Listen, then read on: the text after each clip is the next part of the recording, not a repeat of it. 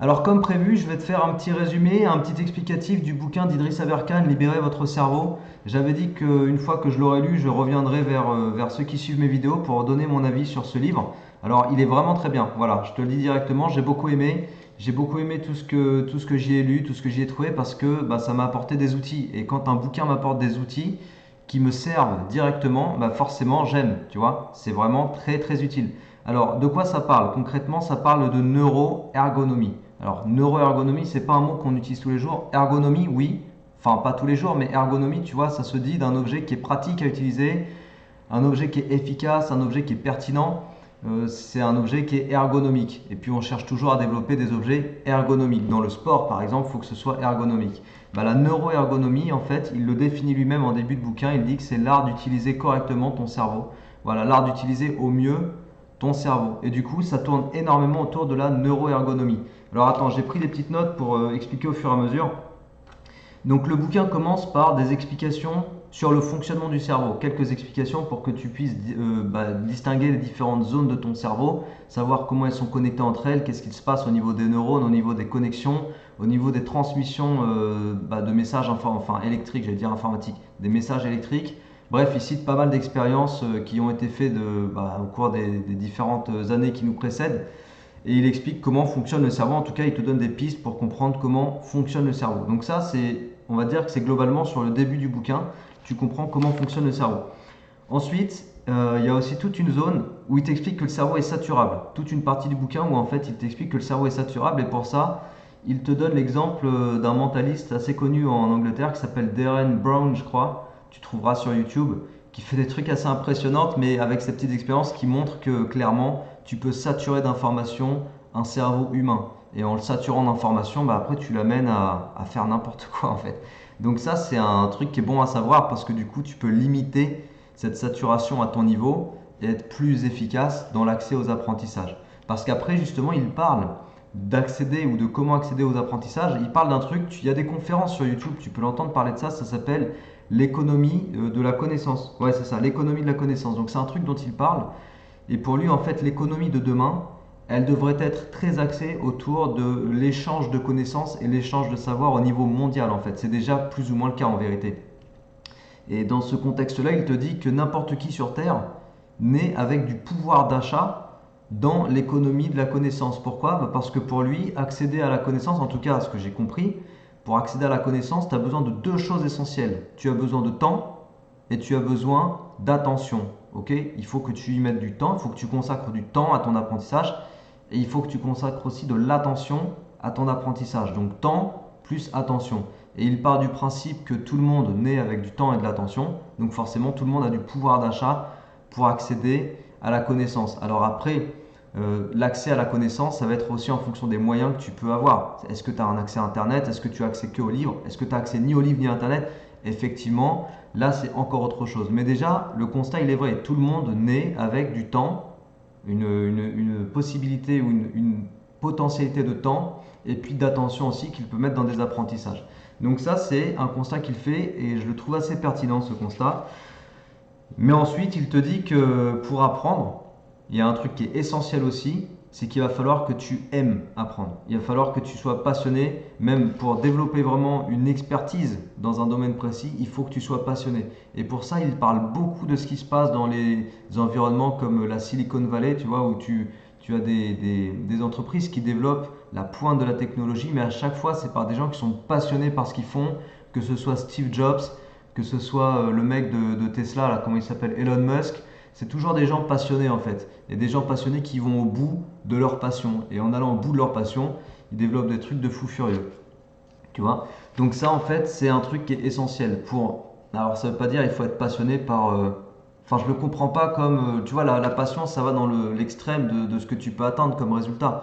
Mais en tout cas, effectivement, et ça je le constate avec des élèves que j'observe, si tu as du goût dans ce que tu apprends, tu apprendras mieux. Et ça, tout le monde le conçoit. Tu vois, si tu te plais dans ce que tu apprends, bah, tu apprends mieux et forcément, tu apprends de façon plus efficace. En fait, tu apprends de façon plus ergonomique. Donc, on en revient à l'ergonomie, ok? L'efficacité, la pertinence de ce que tu fais. Et donc, de ça, il bascule sur un constat. un constat qui a rapport à la façon dont on amène les jeunes à apprendre dans notre pays, qui est apparemment, c'est vrai quand on regarde les choses en face, qui est pas très ergonomique. C'est pas très efficace en réalité. Ça s'apparente plus à du gavage d'informations, tu vois, qu'à autre chose. Alors, pour faire ça, en fait, il explique que les lieux d'apprentissage en France, ils se donnent pas envie. Effectivement, moi j'étais sur un campus universitaire, si on parle même pas du lycée, du collège, mais le campus universitaire où j'étais, il donnait pas envie d'y aller en fait, parce que t'avais pas du tout une ambiance village, lieu d'apprentissage, c'était assez mort. En fait, moi j'étais sur un campus, pourtant j'étais sur une école assez importante comme c'était l'INSA, et malgré ça, c'était pas très agréable d'aller sur ce campus pour apprendre. Tu vois, on allait dans les locaux, et quand on sortait, on n'avait rien à faire. Et ça donne pas envie. Alors qu'il compare à des campus comme Oxford. Oxford, c'est un lieu d'apprentissage. J'y suis allé à Oxford. Je connais Oxford, pas pour les études, j'y suis allé moi pour juste les jobs d'été. Mais j'ai clairement fait la différence entre un campus du style de ce que tu trouves à Oxford et puis les campus que j'ai pu visiter en France. Ça n'a vraiment rien à voir.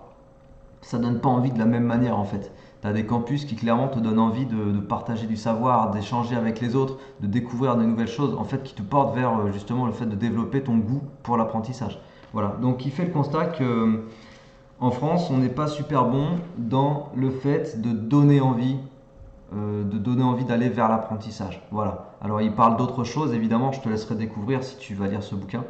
Mais il y a toute une partie où il va comparer justement les lieux d'apprentissage que nous on connaît ici, dans notre pays, et il compare ça à ce qui se fait dans les entreprises de pointe, que ce soit la Silicon Valley ou autre, où là clairement le but c'est que les gens aiment tellement leur lieu de créativité qu'ils préfèrent rester dans leur lieu de créativité toute la journée que de rentrer chez eux. Tu vois, l'extrême c'est ça quoi, c'est que le mec il veut même plus quitter le bureau parce que le bureau il s'éclate. Le bureau, il a tout qui est disponible pour son confort, pour son repos en fait, et c'est là qu'il va pouvoir développer au maximum sa créativité. Voilà. Donc il parle aussi beaucoup de ça. Il parle beaucoup de ça. Alors qu'est-ce qu'on a d'autre? Qu'est-ce que j'avais pris d'autre comme note? Tuk. Ah, il y a une citation. Alors la citation, je vais te la montrer. Je l'ai pris en photo. Je vais te montrer ça. Voilà. Bon, la citation, tu peux la lire par toi-même.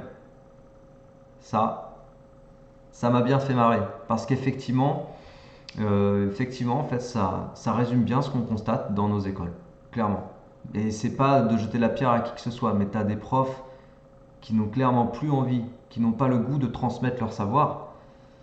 Et puis de l'autre côté, tu as des élèves qui n'ont pas du tout le goût d'aller chercher ce savoir. Donc c'est un tango de la souffrance. C'est vraiment ça. C'est un grand tango de la souffrance entre le prof et l'élève. Le prof n'a pas envie, l'élève n'a pas envie.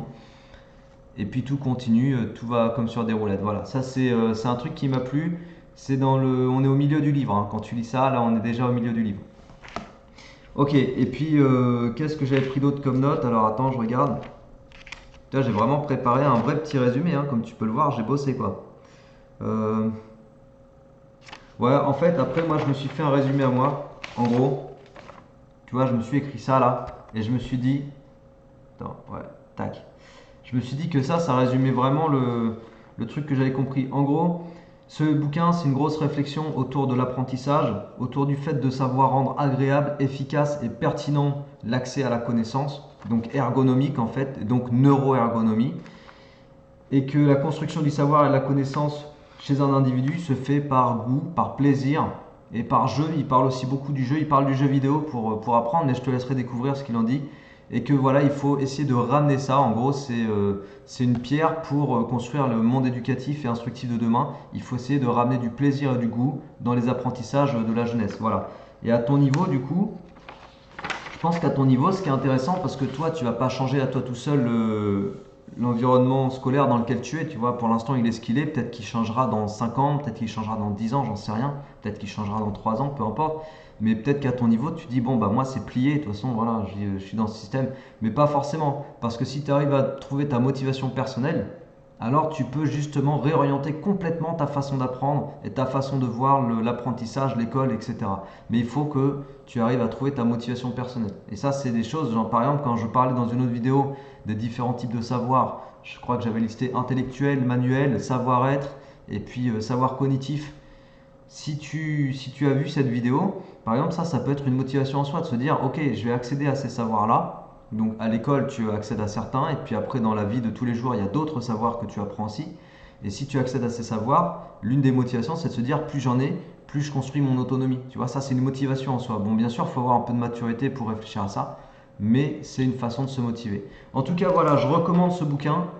Je pense que si tu es encore étudiant, que tu sois en post-bac, que tu sois en lycée, que tu sois en collège, ça peut vraiment t'intéresser. Le bouquin de Idriss Aberkan, Libérez votre cerveau. Voilà. Donc, n'hésite pas à le lire. Ok.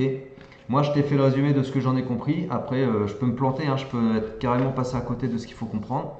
En tout cas, moi, voilà ce que j'en ai compris de ce bouquin. Il m'a plu et il m'a apporté des outils que je vais commencer d'ores et déjà à mettre en application à mon niveau personnel. Voilà. Et ben écoute, j'espère que ça t'a plu. Je te dis à la prochaine. Ciao.